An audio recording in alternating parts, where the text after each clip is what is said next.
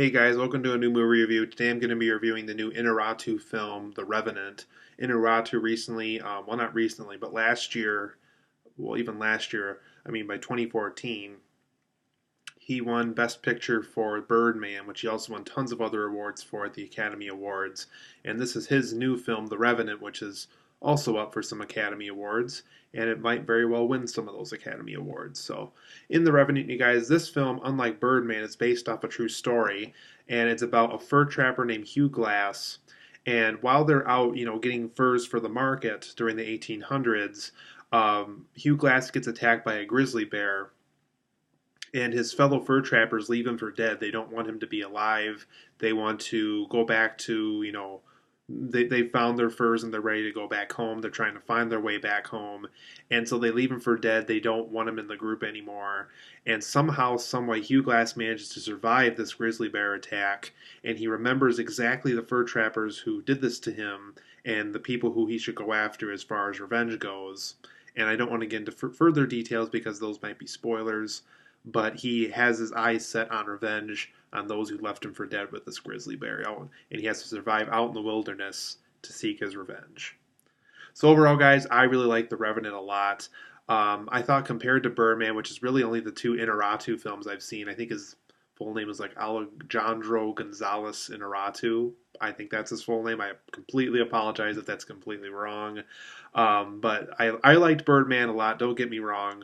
But The Revenant did a lot of things that I loved a lot. And let's talk about those in my positives and negatives. So for my positives of The Revenant, you guys, this film has excellent cinematography. You can definitely tell Inarritu spent a lot of time framing the shots and making sure that these landscapes look great on film. I kind of liked that he didn't use any studio lighting. I liked how he used natural lighting when he missed his chance during the day to film something. If he had to have it during the day, he had to actually film it during the day. And if he wanted a night shot, he actually had to film it at night. So just the way he filmed this movie, just the way it looks, just the way the landscapes appear on film, this excellent cinematography here, I really hope it wins the award.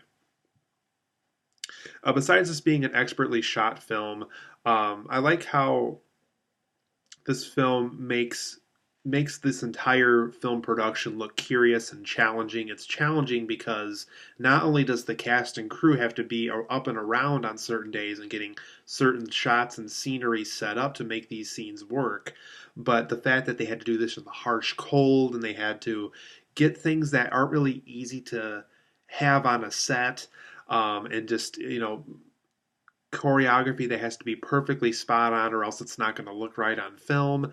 It's a very curiously and challenging film production that I just couldn't take my eyes away from. Just those kind of things went through my head as far as how do they film all this?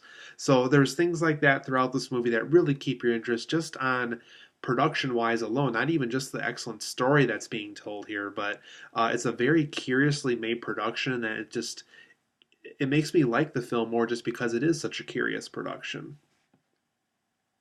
Another huge positive I have, and a lot of people are really hoping Leo DiCaprio is going to win an award for this movie.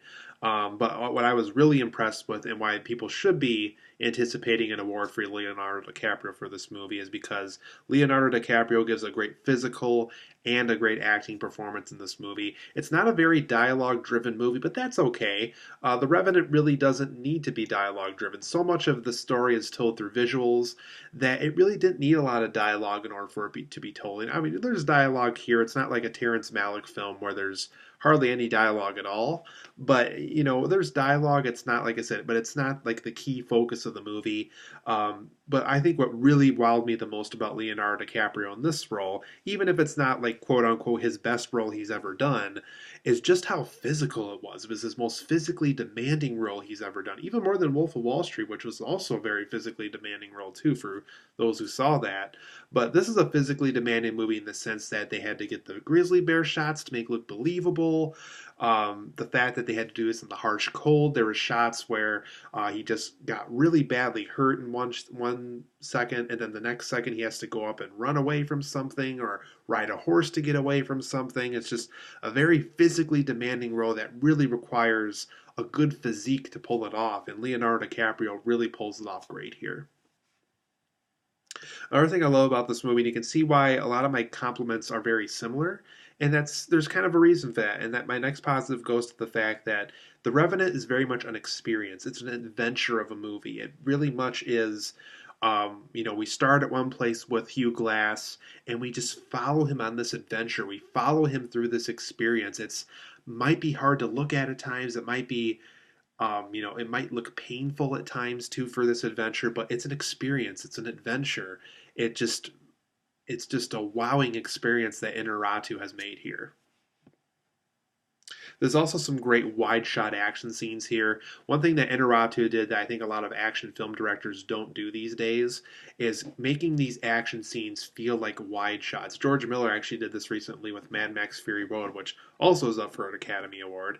Um, just these great wide shot action scenes. You can see everything. You can see, the great scenery while the action's going on, and just how they handle these wide shots for these action scenes are really good. And I loved what Inarritu did here.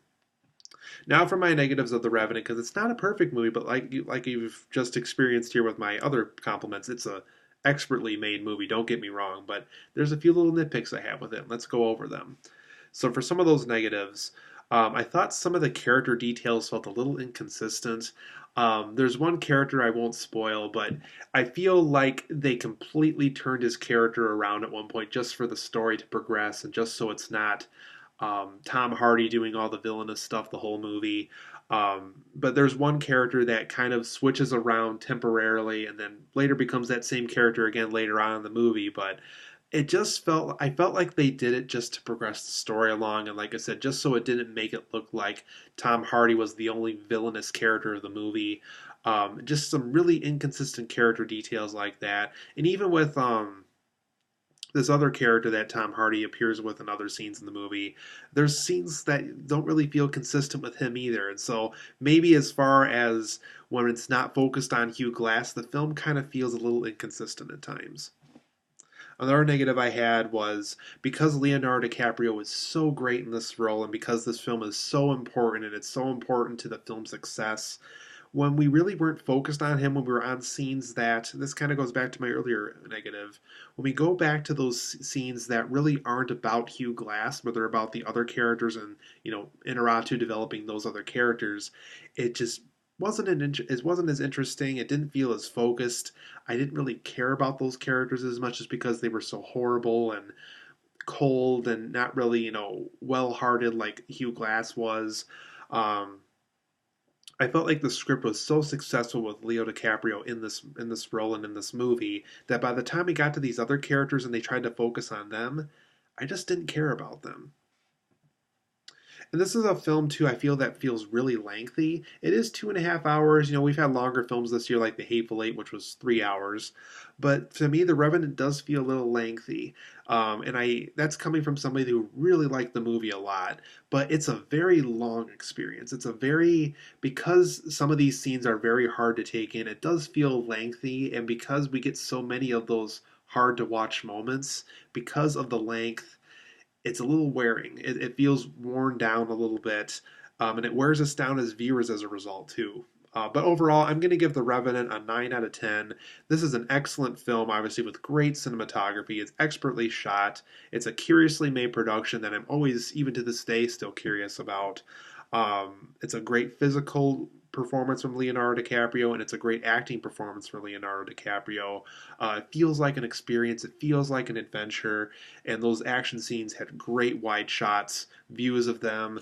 Like I said, some of those character details are very inconsistent.